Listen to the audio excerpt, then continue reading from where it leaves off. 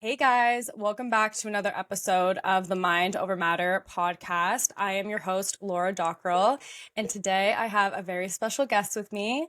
She is the founder of Embiria, a lifestyle company inspiring us to live beautifully every day through experiences and events, and the author of the book, Beautiful Everydays. Please welcome Palak Dave. Hi, Palak. Hi. Hey, Laura. Thanks so much for having me. Of course, of course. I got really excited when I saw you reach out through Instagram, Mhm. and then had a look at your page. And I just love everything that you're all about and all of the stuff that you've accomplished in your career. It was really inspiring for me to see. So I'm really excited to be chatting with you more today. Oh, thanks so much. I'm super excited about our chat too. Awesome. Absolutely. So let's get into it. So, love to just start off with a little bit about your personal background and your career journey. Can you speak a little bit about yourself and how you got into the line of work that you do now? Yeah, for sure. So I come from a background of a very corporate career. I actually went to school for business and I thought that I was going to be a brand manager my whole life. I just thought I had it all mapped out and I knew exactly what was going to happen over the course of my life. And very quickly I realized that I had this deep knowing that I was meant for more. So although I worked in corporate for 10 years, I kind of switched industries and moved my way up the corporate ladder. And I eventually realized that I wanted to do something that I was more passionate about and more personally aligned with. So about 7 years ago, I was craving more community myself. And I was also going to a lot of fitness classes and finding that I would go and people wouldn't really hang around to chat with each other. They were like in and out saying hi, but you wouldn't get to know the people that you see so often. And I thought there was a gap there that we really needed to figure out how we can cultivate connection in spaces that already exist. And so the idea came to me to host events around the city of Toronto where I am. And I thought, why don't I just try out this concept of bringing people together through various events and see if I can create community? And so I decided to do it. I put my very first event out there. It was a yoga and a brunch event, which I just paired things that I love together. And it sold out really quickly. And this is before me having any sort of Instagram following, a website, like nothing. And I didn't even think about it being a business. I just thought of it as an idea. And so I did it, and I really quickly gained momentum to realize people are craving this and it's something that they want. And it led me to eventually form Embiria as an official company and leave my corporate career to turn this into a business. So I went full on into this very quickly right off the bat. I love it. And what exactly gave you the inspiration to continue with these events? I know you mentioned that you started with a yoga event, and I think you're so right there. I think a lot of us go into any sort of quote unquote after school, after work events, and we're anticipating that we're going to kind of facilitate some sort of social connection, but a lot of the time it doesn't end up leaving that actual event. Do you find that something that the guests that were attending really took the most value out of? And is that something that really stood out to you? Yeah, for sure. So the first event that I did, what I realized is people are craving this so much. And it was just from the little anecdotes that I would get that they would be like, oh my gosh, thank you for creating this space for me. I've needed this. And that's been consistent throughout the past 7 years of doing these events. So that first year, when it was the yoga brunch signature event, I thought that's all I was going to do. And then I quickly realized that it didn't need to be a specific activity. It was more about gathering people together. And so all these other ideas came to me where it could be a cooking class or a calligraphy class or some sort of art class or even just a dinner together. It didn't have to even be an activity. It could just be bringing people together in a shared space with some common themes or common topics that they could talk about and really get to know each other on a deeper level. And that's what gave me the momentum to realize that if it worked in one capacity, I could test it out with other things. So that first year, I had a goal of running maybe like 10 events, and I ended up doing 50 in the first year. And it just really was this domino effect where I started just hosting more. I started popping up in different venues. I had people reaching out to me wanting to host with me or co-host or partner or like facilitators that wanted to teach things. And the common thread that really was weaved throughout all of it was that people were craving community and connection. And I think they still are in many ways, and even more so now than ever, probably because of the pandemic. Yeah. But that's exactly it. It just gave me that sort of reassurance that I needed that there's something here and I need to follow that nudge. I love that. And when it came to promoting these events, did it start with your internal circle? Was it more corporate events that you were doing and were you promoting it that way? I'd be really curious about kind of the PR side, especially the background that you come from. I imagine that that was a fun part for you as well. Yeah, that's a great question. This is like back in the world of when Instagram wasn't oversaturated. And so when I did create an Instagram account, it was like it grew really quickly at the beginning. And I just, had hundreds of followers because people would be just interested in what I was doing. And I was obviously tapping into my immediate network of either people from my corporate world or friends of friends. And so I would just put the event up on like a ticketing website like Eventbrite and post it, and people would find the event. And so I met a lot of new people. I had familiar faces with like people that I'd work with and stuff like that. And then eventually, like it started to grow. And what I love about this, and I think what I still stay true to, is my ideal way to grow this is word of mouth. I feel like if you come to the event, you know exactly what it feels like, and you're going to tell people about it because you had such a good time and you felt like you did something good for yourself. And that to me is the most authentic way for people to learn about it. And obviously now I've grown in digital ways and through marketing and stuff like that, and through partnerships too, like partnering with local businesses that would either cater the food or provide like goodies for the gift bags and stuff like that. So I love partnering, but I also just love the idea of doing it through people because the business is all about people. So that's my like favorite way to grow it.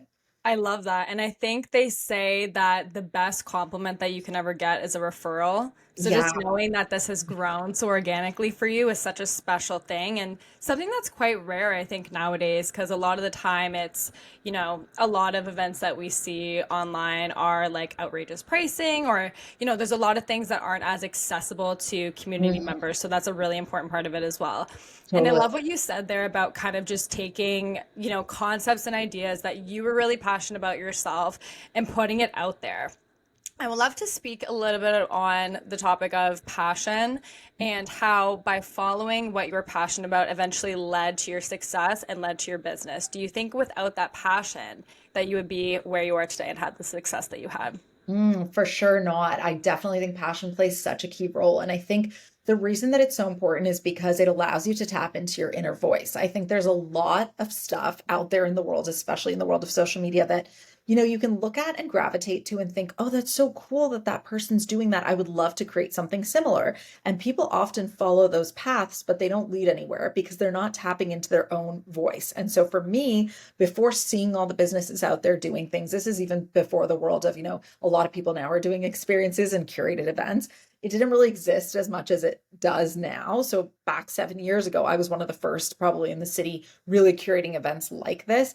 And I really just listened to that inner voice. And for me, that meant what are the things that I'm craving? What are the things that I'm seeking out, that I'm looking for? The conversations I was having with friends and what they felt like they were lacking in their lives. And it was through real research and conversations and just honesty where I realized what I think the need is and why I think it's there. And I think that I've always listened to that. And so that led me down the path of eventually being able to grow and get into different areas with the business. Because had I not done that and had I not tapped into my own passion and my own inner voice, I really think it would have led me astray and I wouldn't have listened to my gut and I wouldn't have created the business that I have or even been in business this long, because it really is that passion that allows you to stay true to like what it is that you actually want to create and build. I love that. And I think a lot of the time you might lead down one path with something that piques an interest in you or something that you're passionate about.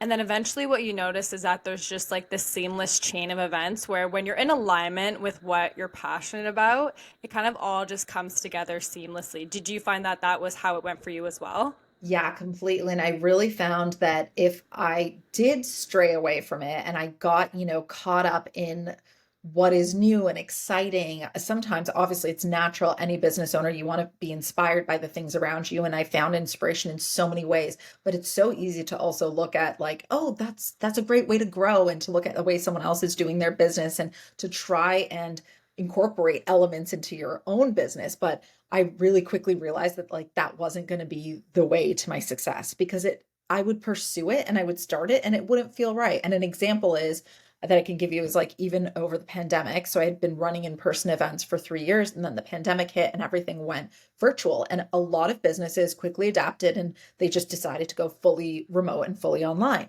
which is great. And it might have worked for their businesses, for example, yoga studios and things like that. There's definitely a need for virtual things during that time.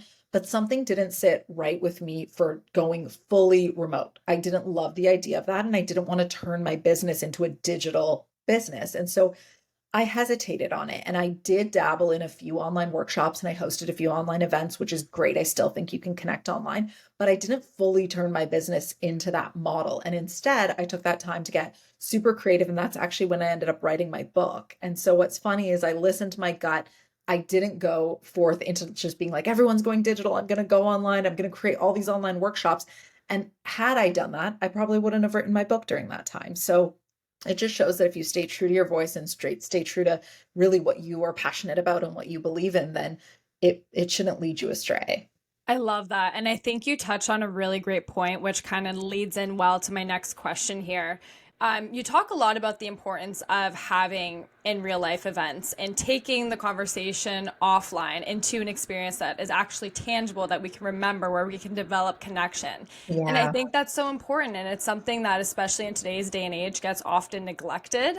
And Mhm. I'm so curious for you, how did the idea around time and the concept of how much time we spend on our phones develop for you? Was this an epiphany? Was it over time a slow realization? Or were you like one day like, oh my God, we really got to stop, just texting, calling all the time and really get in person and in real life with one another?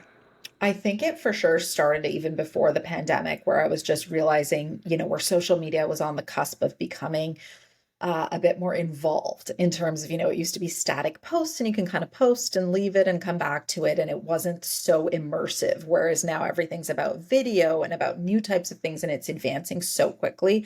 And I think that happened over the pandemic. I also think, going through the pandemic and kind of feeling like we're on Zoom all the time, we're FaceTiming everybody, we're missing the in person connection. I mean, I know I missed it so much. And when I did get to gather in person with people again, it's a completely different experience. You feel the energy. It's like a five sensory experience versus it just being this like face to face through a screen. You don't get to feel energies that way, and it's not the same. It can never really be the same. And so post pandemic is when I really realized that we got so reliant on tech that it just became habitual. It became something that, we're just spending so many more hours on that it almost became normalized. And so that became part of our daily routines. And it was so easy to just think, oh, that's the way the world is now. Like, I guess we're more digital. We're just going to have to be online a lot more, even if it didn't feel good. And that's when I started to pause and really reevaluate my relationship with tech and how it's playing a role in my life. Is it lighting me up? Is it actually making me excited? Is it leaving me feeling anxious and depleted or leaving me feeling good? And that's when I was like evaluating everything in my life and the way that I want my life to be. And I realized that I didn't lean in fully to tech during the pandemic. And there was a reason for that. And so even post pandemic, I can leverage tech in ways for good. But I also think that it's done so much damage, like all the way through from teenagers up until even us as adults. I think that there's just a lot around the addiction to technology and the addiction to social media and what the apps are doing to us that doesn't leave us feeling in our best state. And I think most people would agree with that statement. Oh, 100%. And I even speak to my mom about this all the time, like, especially when it comes to dating and things like that. She would say, you know what? Like, all my friends and stuff and everyone else who's on the app. So she's like, we actually had to meet people at a time. Like, we actually had to go up to people and spark a conversation. And I Yeah. think the same is true too with like staying connected with close friends. Like, Mhm. those who you would think are, part of your close friends list, for example, on like Snapchat or Instagram, but you're really not seeing them much in real life. And I think that can contribute a lot to this feeling of loneliness without actually being lonely. But what a lot of people don't realize is that it just takes that, now what seems like a leap of faith to like meet them in person and like go to an in life event in order to like not feel this way.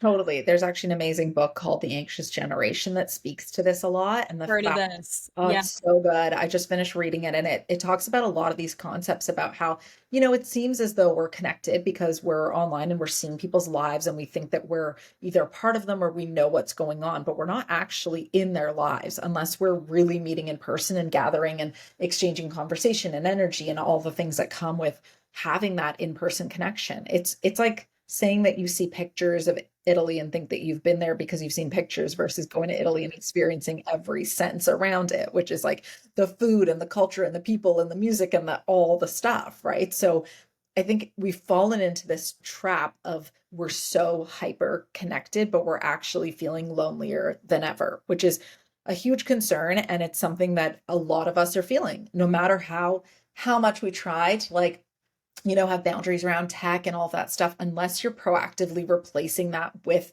in-person things that fill your cup, you're going to have those feelings of not feeling so great because of our automatic sort of habitual behavior around our phones. I love that. And do you have any tips for the audience surrounding creating boundaries with your phone? Do you follow any habits or rituals that have really helped you create a better relationship when it comes to technology?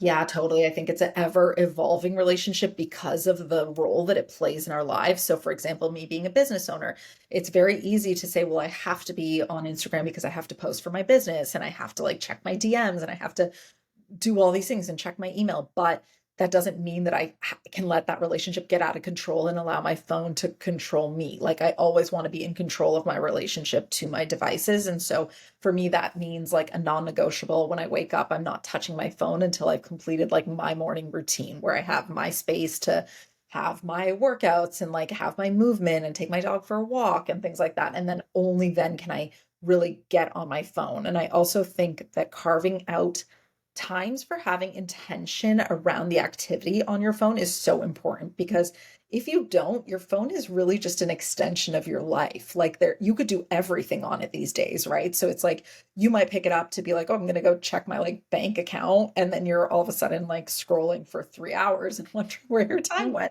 And it happens all the time. And so having the intentions around what I'm going to use my phone for. So, for example, if I'm posting, to know that, okay, this is dedicated time for me to post, to engage with comments, to maybe engage with my community.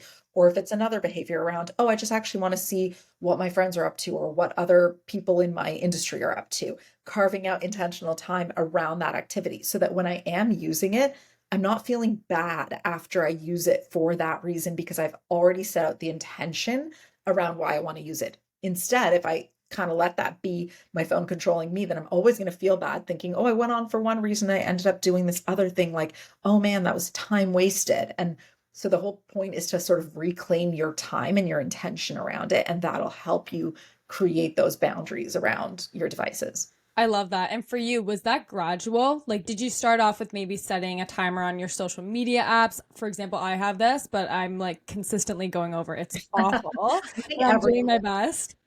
everyone's ignoring, everyone's hitting ignore. It's like, because that also becomes a habit, right? It's like you kind of expect that it's going to pop up. So it's so easy to just be like, ignore. Like I do it too. It happens all the time. It's so habitual. And that's what I'm so curious about. Like, for you, did it start off with just maybe social or just maybe your email? And then slowly, gradually, you were able to build upon these practices? Or was it cold turkey from day one? I'd love to hear a little bit about how that navigated itself for you. Yeah, it was a really big realization for me when I would take time off the app. So one of the times that I would actually realize like how I felt was when I would go on vacation. And so something that I would do is I would usually try and like log off social media and not spend too much time on it. And I remember being in Spain on vacation a few years ago and I just took 5 days off of social and I felt amazing. I was like reading like long books, like long novels for hours on end. I was like more aware of my surroundings. I was watching people around me. I was interacting. I was smiling at strangers.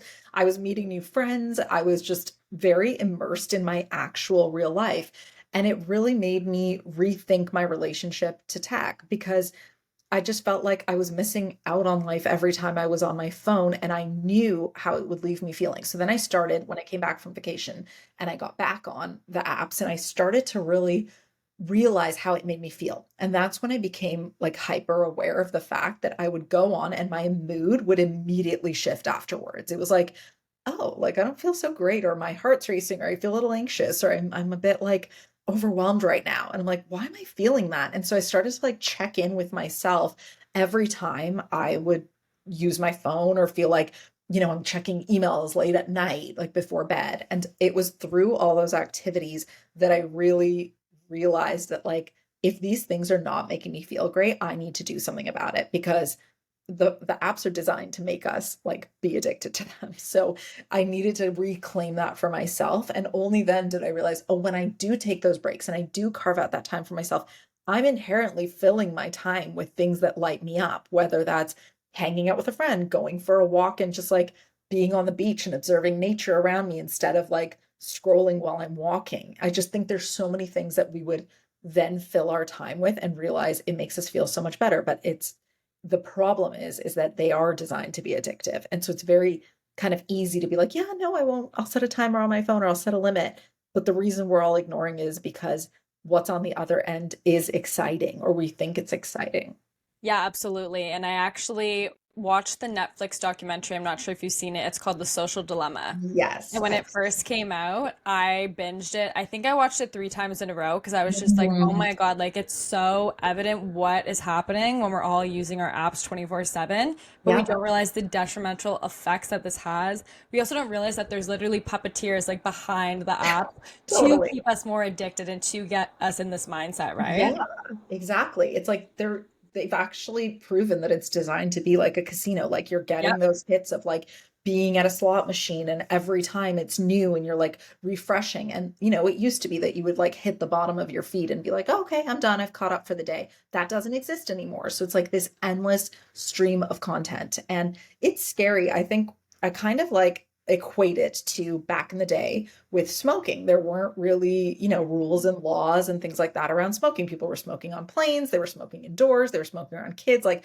all this stuff was there, and there wasn't really much scientific evidence behind why we shouldn't be doing those things. And it took years and years to put rules and regulations in place because we realized it's not that good for us. So we should probably be aware of these things. And I think that we are in it right now. And I think that's what's really interesting is that we're living through a time where we're kind of the guinea pigs. It's like the era of tech and the era of these apps, and we don't know what's going to happen in 10 years, but we're the experiment where we're like in it, and it's like, what's going to happen at the other end? Are we all going to be craving a more in-person life? Are we going to swing the other way where we're just like want to throw our phones out the window? Or are we going to develop healthy habits and have some boundaries around it because they're enforced or there's organizations helping us create that healthy relationship with it? Yeah, I think you said such a gem there when you said that we're the guinea pig generation. That is Yeah. so true. And I've never really looked at that from that lens, but it really is factual when you look at kind of we are the first generation that is going through life knowing, the extensive network of not only, one person, but thousands of people and the network beyond that. And we did not grow up, programmed that way. We were only supposed to know our inner circle and we were only intended to know the information of those closely surrounded by us. And obviously, we see the detrimental effects that it could have knowing this many people and being part of that environment. And I think that's where self accountability is so important. And Yeah. it's so hard to set the boundaries. But I think hearing a lot of these stats, even for myself, I'm like, oh man, I'm going to go to my phone after and like actually pay attention to the social media, like apps when they cut me off at that time frame, because it really is so important. So that's a really, really good point. Yeah, it's so wild to like think about the fact that we are sort of in that because it kind of puts the onus on us to Yes. create those relationships, which is what's so difficult about it. But what I always say with this is like find activities that bring you joy that just inherently get you off your phone in a way that it doesn't have to be conscious. So, for example, when I'm at a dinner party or I'm hosting a dinner party, my phone's tucked away for the whole night because I'm having so much fun with the people that I'm present with. I'm like enjoying the food, we're laughing, we're having deep conversations, and all of a sudden 4 hours go by and I'm like, oh, I haven't even touched my phone once because I'm actually doing things that light me up. So sometimes it's about not thinking of it in such an obvious way, but it's more like if we do activities that light us up and we actually put our phone away for those times, then we'll automatically be spending less time on them and we'll realize more and more that there are other things outside of our phones that bring us true joy and like true fulfillment. Yeah, absolutely. And do you have any tips for the audience of how to find those things outside of your phone that can really help light you up? Is there any sort of practice that you did to help you more discover these passions and things that made you want to get off your phone more? Yeah, I think that it's like interesting because I think that we're slowly less inclined to find hobbies these days because it's so much easier to like spend the night binge watching a show or like scrolling our phone. And so I actually think that it might need to be a step further where we're actually enrolling ourselves in like classes that are just piquing our interest. So it could be something like you're doing like a pottery class. I've had a lot of friends actually tell me about this recently, and it probably is because we're craving physical in-person things that just get our mind like settled and using our hands doing something new and different. So that's an example of something. If you sign yourself up for like a 4-week pottery class, suddenly you're accountable to going every single week for a few hours. And in that time, you're just automatically not going to be on your phone and you're going to realize, oh, I feel like really good doing these things. And all of a sudden, I just feel happier. And why am I happier? And it'll all start to like click. So I think seeking out activities, if you're curious in something, or even if you've come across something on social media, there's so many trends and people get into different activities. It's like, okay, now you're inspired. So just put the phone down and go actually seek those activities out instead of saving them all for later and then never doing them because you think that you're like creating this folder of inspiration. But it's like, when do you actually go back and look at it? So go take the action, actually do something. Like if you're interested in cooking, go do a cooking class, start a cookbook club. Like I have a cookbook club as part of my community. Start that and suddenly you're gathering with your friends in person every month or every few weeks and it just gives you that time and space to be doing something that just doesn't allow you to be on your phone as much. I love that so much. It really is the concept of trial and error, going after what you love, and then sticking with it. I think that's a Exactly. really, really great tip. I Thanks. think this is a really good shift into the next few questions that I were wanting to ask you about surrounding wellness and routine. Mm. And I love to start off by just asking, what are some ways that you love to slow down and savor life? Oh, there's so many things. I just like crave a slower life once I've had a taste of it. So there's so many things that you can do that it's not even necessarily about the activity itself, but it's about making it a ritual or doing something around it to make it an experience that allows it to be slow. So, for example, journaling, that's like a perfect example for me because you can take out your journal and you can like write in it really quickly and spend a few minutes just like dumping all your thoughts, or you can make it an experience. And for me, that means I light a candle, I'm playing a playlist in the background with no lyrics, and I'm like sitting at my desk where the sun is pouring in, and I'm using a journal where I just love the feel of the paper. And all these things just create this beautiful sensory experience. And I put aside like 15 minutes in the morning to do it. And it goes from being something that you're just like, oh, I'm going to check this off as like a self-care item to, oh, I'm actually slowing down. I'm taking time for myself. I'm savoring this experience in the moment, in the here and now. And it just completely changes your entire perspective and feeling around it. So something as simple as journaling, it could be reading before bed, like same thing, I'll like spray a little essential oil mist on my pillow before I go to sleep and then I'll like curl into bed with a really good book and make sure that like my sheets are all fluffy and cozy and the temperature is just right. Like it's really looking at these activities as an experience in order for them to feel like you're slowing down and able to really savor them and not just like rushing through life doing them. Yeah, absolutely. And I love the way you described that. I was like getting flashbacks to this morning when I was like journaling, and it's like, ah, it really is my favorite time of the day. You really got to curate a vibe around it, right? You Like, totally do. that's what you have to do. It has to be like a ritual. I always like, for me, it's like my morning oatmeal. I have my morning coffee, first one of the day, after Yeah. some movement, after the gym. And it's just like, it really is that time that you get to savor to yourself. And I think it's so important that everyone has those rituals. Do you have any non-negotiables in your routine? I know you mentioned journaling. Is there anything else that you like to do either in the morning or the evening that really help keep you at your best self? Yeah, for me, a non-negotiable has become movement. Like I've luckily now I'm at a point where movement to me is more essential than anything, and I can feel it if I haven't moved my body. I know it affects not only my physical health, but my mental health as well. Like I started working out probably consistently maybe 4 years ago, and I just realized like how much of a difference it makes with everything. So if in a few days I haven't gotten some form of workout in, and that could be like me intuitively listening to my body, whether it's I want to have a slower movement like a yoga class or I want to do a HIIT workout, I just listen to what I need that day. For example, this morning, I wasn't really craving like a hit workout, which I normally do maybe 3 or 4 times a week, but I'm like, oh, maybe I'll try something different. So I did like a boxing class and it was super fun and it got my body moving in a different way. And so that's now become a non-negotiable, which is really nice because I know that I'm just like doing good things for my body and my mental health by moving. And so moving is one. I also do little things like kind of like what you said with rituals and traditions. I drink lemon water every morning. So it's like before my workout, I'm drinking lemon water. Afterwards, sometimes I'll have celery juice, and that becomes a thing where I'm doing that a few times a week. And I love the idea of just, yeah, not checking my phone and not checking in with anything until I'm like sitting at my desk ready to sort of start my work day. I love that. And I think it's such an important piece too, right? Is like I love how you delaying time from technology has become part of that morning routine. And I think I can relate to that too in the sense where once you get into the habit of something, you don't even think about it. It just becomes so natural.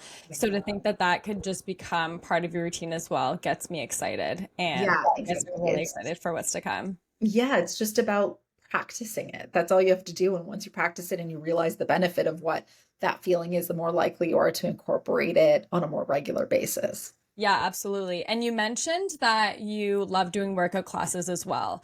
I'm in Toronto. A lot of my friends listening to this podcast are also from Toronto. Do you have any favorite studios or workout classes that you go to that you could recommend for the audience to try out? Yeah, sure. I was a religious follower of F45 before the pandemic. So that was like Love that honestly 45. I was so into it. I was doing like 6 classes a week. It was insane. But it definitely put me in really good shape and just feeling really excited and energized all the time. So I was doing that a lot and I still recommend it, but I love finding like a local studio that you just love the classes and you love the vibe. I've been going to one called The Village here in the East End, which has just been really lovely. And it's like they just do a great job kind of curating the vibe. Like you said, like beautiful music, it's slower pace. So when I want like an indulgent yin yoga session, now I find like I'm going to classes when I want it to feel like a luxurious experience because I can work out at home in my home gym. But then when I want something luxurious, I'm finding like the Chi Junkie Studio or the Village or things that are just they have a whole vibe around them. So I feel like it's like a spa but movement, which is so fun. Yeah, absolutely. And I agree with that. I think there's so many spots around the city. It can almost become overwhelming. So having a few like go-tos is always really helpful, especially knowing that you're out there, you're trying new places all the time. I think that's so great. So thank you for sharing Yeah. that. Yeah, of course. Why do you think it's so important to say yes and step out of your comfort zone when it comes to creating new experiences for yourself? That's a really great question because I think post pandemic, we've gotten so used to being comfortable. And I say this word in like kind of the way of, convenience and comfort is what we prioritize, which I think there's a time and a place for that. But I think there's also this notion of getting too comfortable. And I realized that for myself when it was something as simple as like me wearing Lululemons and athleisure throughout the pandemic. I forgot how to dress afterwards. I was like, what's it like to put on You and jeans? I both. Yeah. Yeah, and so it took me so long and I actually like hired a stylist the other week to do a little session and a closet edit because I'm like I need to get myself, out of that comfort zone and it's so easy to fall into it and think, "Oh, I'm comfortable. Life's great. Like I just feel good here." But I don't think that always means that you feel good. I just think it means you feel comfortable. And so it's so important to continue to challenge yourself to say, what can I do that's a little bit different and stepping outside my comfort zone? So just even me hiring the stylist for the past week, I've been so much more inclined to look at my closet and put myself out of my comfort zone. I'm like, nope, I'm going to pick the jeans. I'm going to pick the dress pants. I'm going to dress up, even if I have 0 meetings today, just so that I feel good about myself. And that's going to immediately change the way that I show up for myself, for the people around me, and all of that. So when it comes to experiences, it's kind of the same thing. I find that people have gotten really used to saying no because you're obviously protecting your energy and your boundaries and all that. And I think there's a time and a place for that, and it's really important to do. But I also think that the more that we say no, the more inclined we are to continue to live in that space. And we might be saying no for the wrong reasons. So if you're invited to like a party or a gathering or something that your friend is hosting, it could be like a bridal shower and you don't really feel like going or people are canceling at the last minute now. I say like look for things outside of yourself in that moment. Like, should you be there showing up for a friend? Should you maybe be doing this for you to get out of that comfort zone and the place that you've been living in for a while? And if you're gonna like sit at home and scroll on your phone or binge watch something that doesn't leave you feeling good, I think it's really important to push yourself to say yes, because the experiences that you have in person, you will always leave those experiences being like, oh my gosh, why don't I do this more? It's like the same way about like taking a bath, right? People are like, why don't I take baths more? It's like, as soon as you do it, you're going to feel better. So you just have to say yes. And you have to like exercise that muscle to push yourself outside of that comfort zone. I love that. And it really is a muscle. It's just practice after practice, putting in your reps. And then once you do it enough times, it just comes so naturally to you. Exactly. And the more you do it, the better you'll feel. It's like going to the gym, like the same way that, and I think we're just getting too comfortable. And so it's easy to be like on a Friday night, like, oh, I don't, no, I don't really feel like doing that. I'm just going to stay home. And it's like, but does staying home actually make you feel better, or is it just easier? Like things that are easier versus actually making you feel better are very different things. So evaluating it from the right lens and looking at how it makes you feel afterwards is super important. Yeah, absolutely. And I love that tip you gave about hiring a stylist. I think that's such a Mhm. fun idea. So outside of the box that I wouldn't even think to do that, but I think that would be so much fun. What about, I'm curious now that you've mentioned that point, is there anything else along those lines when it comes to maybe personal style or health or wellness that you've done that have really, maybe not been something that you thought to do previously, but then you gave it a go and you're like, oh, wow, I feel like I've totally leveled up now that I've tried this. For sure. There's so many things where I'm like trying to push myself out of that comfort zone. So I've done a lot of like invested in courses or personal development programs, or I've been part of like programs that are 5 days all about life with health, wealth, wellness, all the things. And I immerse myself. So I always suggest immersion is the best way to actually embody things and like work them into your system. So if you're immersing yourself in something, the chances of you hanging on to that are so much more than you like dabbling in it. It's kind of the way of, if you go to a new country and you want to learn the language, you can immerse yourself for an entire summer. You're more likely to learn the language quicker than if you were to just like do it for an hour a week for over the span of a year. So immersion is such a great way to do it. And so when you are drawn to something or you're wanting to like change a behavior or change something, I love the idea of like booking a retreat or booking a course or a class or something that gets you to experience it full on so that you're really pushing yourself out of that comfort zone and you come out feeling like you really change your state. You did something that was totally different than your day to day. And the likeliness of you sticking to that or allowing that to become a part of your day to day routine are it's just so much higher. I love that. And what about books? You mentioned you're very much Mm. into personal development. Do you have any books that you have loved in the past that you can share with the audience that you think would be really helpful and just great ones for people to read? Yeah, I'm obsessed with reading and books, and it's my favorite thing to read before bed. So, some of my favorites include anything Eckhart Tolle's written, The Power of Now. I love it. Yep. The Four Agreements is such a beautiful Love book that and a book. way of looking at life. So, I love that. Untethered Soul is also another one. So, those are like my spiritual sort of books that are go-tos just in terms of how I want to show up and live my life and be really present to it. And then I read a lot of personal growth and development and business related books. And one I'm reading right now that I'm absolutely obsessed with, and I think any business owner should read, is called 10X is Easier Than 2X. And it's just all about scaling your business in a way where we're often stuck doing things that's just like busy work or trying to be productive just to grow our businesses a little. But if we think big and dream big from like a 10X standpoint, then we're probably going to do things out of the box in a way that's not just about being busy, but actually making impact. And so that's changing and shifting the way that I'm currently looking at my business and just how I run everything. I love that. And that's such a great way to, I think we don't know what else is possible until we really look into the realms of someone else's mind. And I love that's what books can do for us is like you're really getting a peek and a window into some of the most successful people that have been, been able to build these businesses themselves. So I think that's such a great tip. Yeah, exactly. I feel like I actually have heard this before that it's about who, not how. So if you're trying to build something, it's like who can you align yourself with? Who can you learn from? Who can help you out versus, oh, let me figure this all out on my own. Because chances are people have done it before you, or there's expertise you can learn from, and you can kind of go down that route much quicker and get to the results that you're looking for on a much like easier basis than if you were to just try and do it all yourself. Yeah, absolutely. And you also have a book yourself. It's called The Beautiful Yeah, Everydays. I'd yeah. love for you to talk a little bit about your experience with the concept behind the book, what it was like writing, the release. Tell us all the things when it comes to your book. Sure. So I have always known deep down that I would write a book. It's been something that, like, since I was younger, I've always loved to read and just enjoy a variety of different books. And I ended up working at Indigo head office for 4 years. So it was during that time that really solidified this idea of me being surrounded by books and just my love of reading and love of books.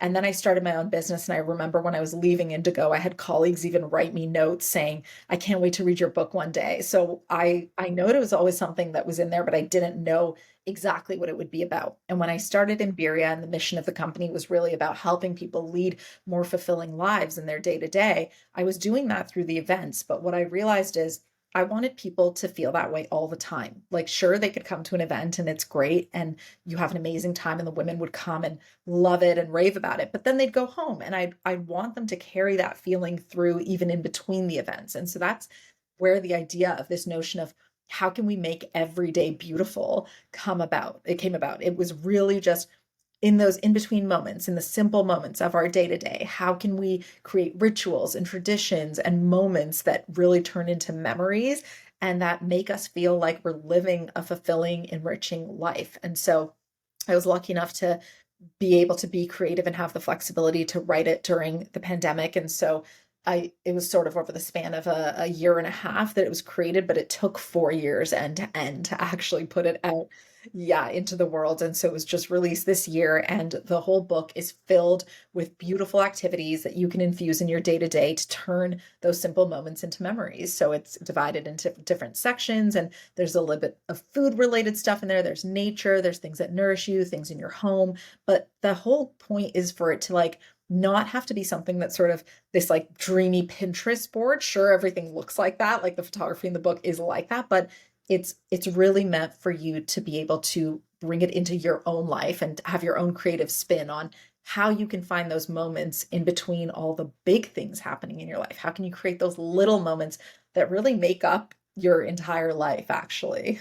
I love that. And I think something that you mentioned there, and I want to touch base on this a little bit. And of course, I love hearing the background of all of this.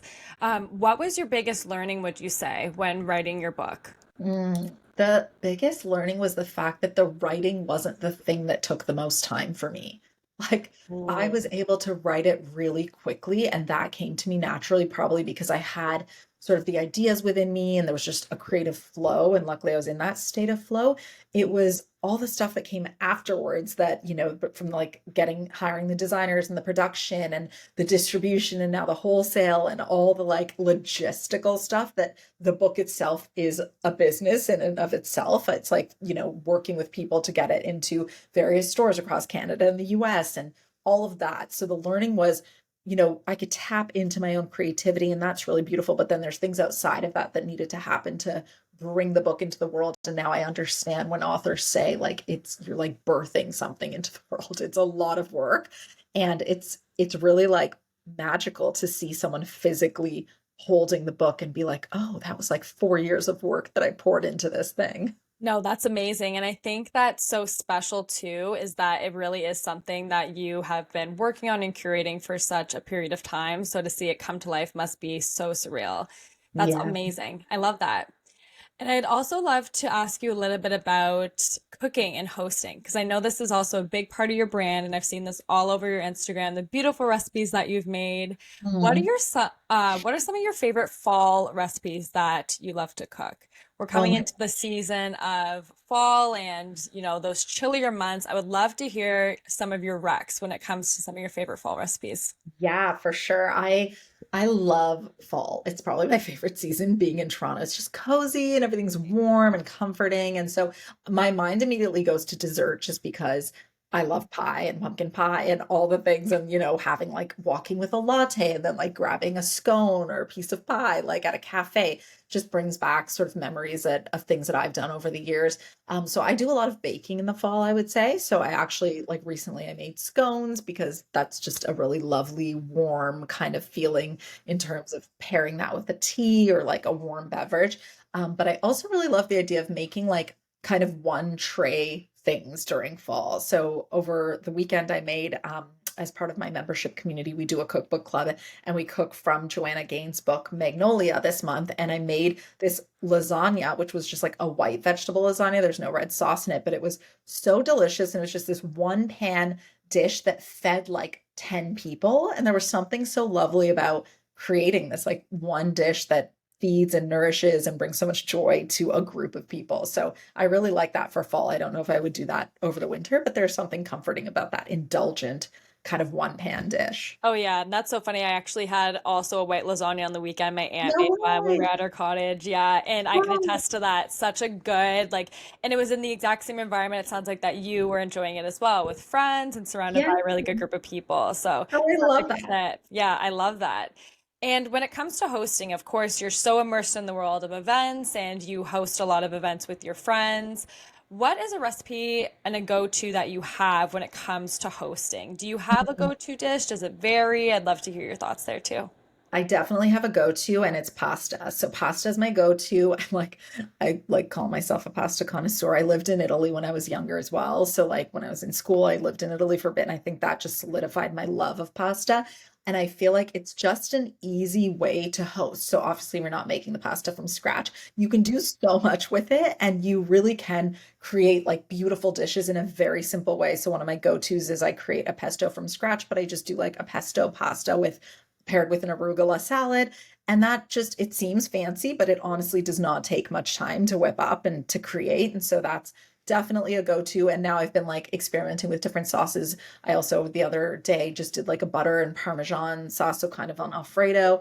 And it was so simple. And I'm like, this is very impressive for people. Like they think it's fancy because you often go out for Italian food. And luckily, I mean, I'm not making the pasta myself, but I do think it's such a great way to entertain. You can host and entertain without it needing to feel overwhelming. And I do think people these days shy away from entertaining because they think that hosting means you have to have literally a Pinterest board come to life and you have to have your house look perfect and all of that. And I say entertaining and hosting is really about the feeling that you're giving someone opening your home to them. It's not about having the perfect meal and the perfect dish. So pasta is a really good way to get around the overwhelm, I'd say. Oh yeah, I love that. And I think there's no, it goes without saying, like everyone loves pasta. I've never met someone who doesn't enjoy a good pasta dish. So I think Exactly. that's such a great tip.